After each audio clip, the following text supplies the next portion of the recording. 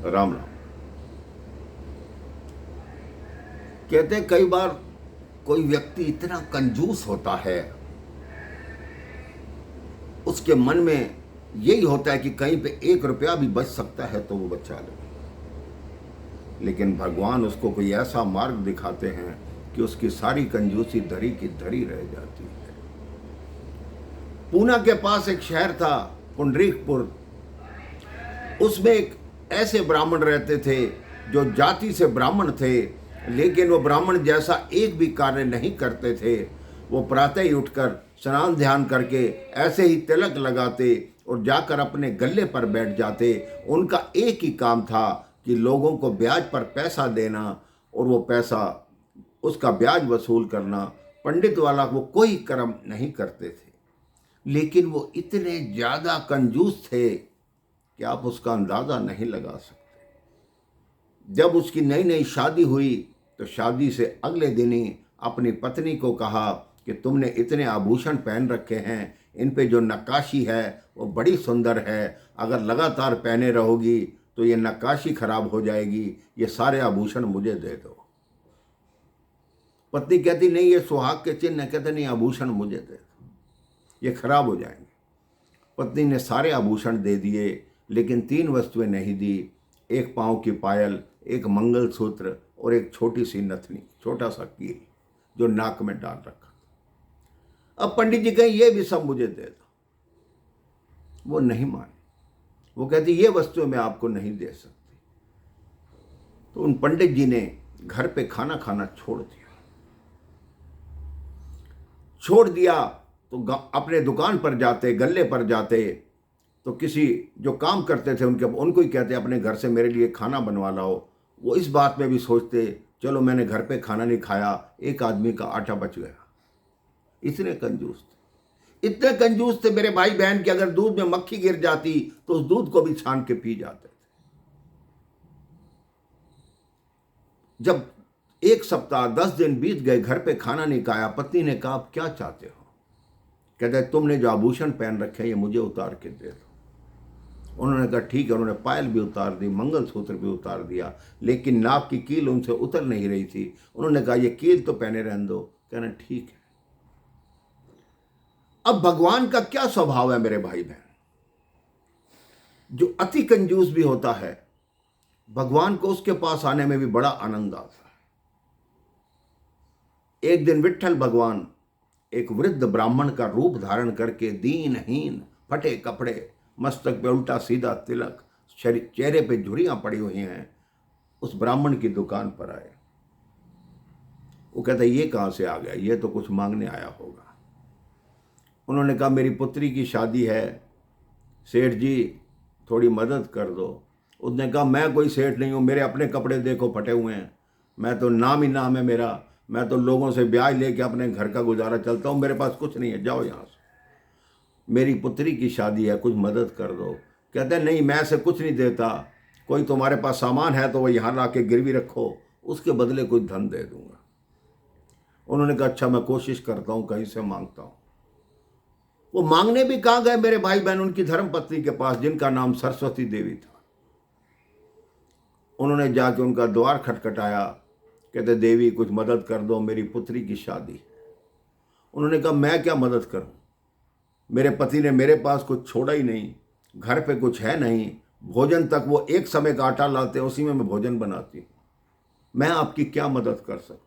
कहती देवी कुछ मदद करो, नहीं तो मैं यहीं प्राण त्याग दूंगा, एक ब्रह्म हत्या का पाप लगेगा, मुझे कुछ ना कुछ दे दो। अब वो देवी थी जो उनकी पत्नी थी ब्राह्मण देवता की, सरस्वती देवी, वो भगवान विट्ठल की बहुत बड़ी पुजारिन थी, दिन रात उनकी पूजा करती। उन्होंने कहा ये ना हो कि मुझे ब्रह्म हत्या का पाप लग जाए। उन्होंने कहा ठहरो ठहरो ब्राह्मण देवता। उन्होंने अपने नाक से कील उतारी और उनको दान में दे दी, और ब्राह्मण देवता वही कील लेकर उस दुकान पर गए जो उनके पति की दुकान थी। कहते ये लो, तुम कहते थे कोई चीज गिरवी रखो, अब इस स्वर्ण के बदले तुम जितना धन दे सकते हो मुझे दो, मेरी पुत्री की शादी में कुछ तो मदद होगी। उन्होंने जब कील को देखा, कहते देखी हुई कील लग रही। उन्होंने उसके बदले जो धन बनता था उसको दिया और उस कील को तिजोरी में बंद किया। चाबी बंद की और कहते हैं मेरी पत्नी ने कील दान में दी है, मैं अभी जाकर पूछता हूँ। वो घर की तरफ चले, लेकिन जो उनका मुनीम था वो उनकी पत्नी का भी वफादार था, क्योंकि उनकी पत्नी उस मुनीम से बड़े प्यार से बोलती और कभी कभी उसकी कोई सहायता भी कर दी। वो भाग कर गया, कहते मालकिन आज आप मारे गए, क्योंकि आपने जो कील दान में दी है वो सेठ जी ने अपनी तिजोरी में रखी और आपसे पूछने के लिए आ रहे हैं। अब उनकी पत्नी घबरा गई, कहती लोग रोज तो डांट मारते हैं, आज पता लगा कि मैंने किसी को दान दे दिया है तो मुझे जान से ही मार डालेंगे। उन्होंने मन ही मन निश्चय किया कि उनसे मार खाने से पहले तो यह है कि मैं आत्महत्या कर लूं। विष का प्याला बनाया, उसको पीने के लिए तैयार हुई, भगवान विट्ठल के आगे खड़ी हुई कि मैं मानती हूं प्रभु कि आत्महत्या करना महापाप है, लेकिन मेरा पति मुझे इतना मारेगा कि मेरे से सहन नहीं होगा, इससे अच्छा है कि मैं अपने प्राण दे दूं। जैसे ही वो विष का प्याला मुंह में लगाने लगी, इतनी देर से ऊपर कोई चीज़ गिरी और विष के प्याले में आके गिरी। उसने उंगली मार कर देखा तो वही कील थी जो उसके नाक की थी। इतने में उसका पति आ गया। कहता है ऐसे काम नहीं चलेगा, आज तो मैं कोई लठ उठाता हूं, पहले इसको मारूंगा। पत्नी को बोलता है इधर आओ। कहती हाँ बताओ। कहती नाक की कील कहाँ है? कहती ये रही। कहते हैं तुम्हारे पास कैसे आई और उतरी हुई क्यों है? कहती मेरी नाक में पड़ी थी, बड़े दिन से मैली हो गई थी, मैंने धोने के लिए उतारी, धो के दोबारा पहन रही। कहते ये हो नहीं सकता, ऐसी ही कील मैं अपनी तिजोरी में रख कर आया हूं, मुझे सच सच बताओ, जिस भगवान का जाप करती हो उसकी कसम खाकर बताओ कि तुमने ये कील दान में दी थी या नहीं दी थी? कहती मैंने दी थी। कहते एक मिनट ठहरो।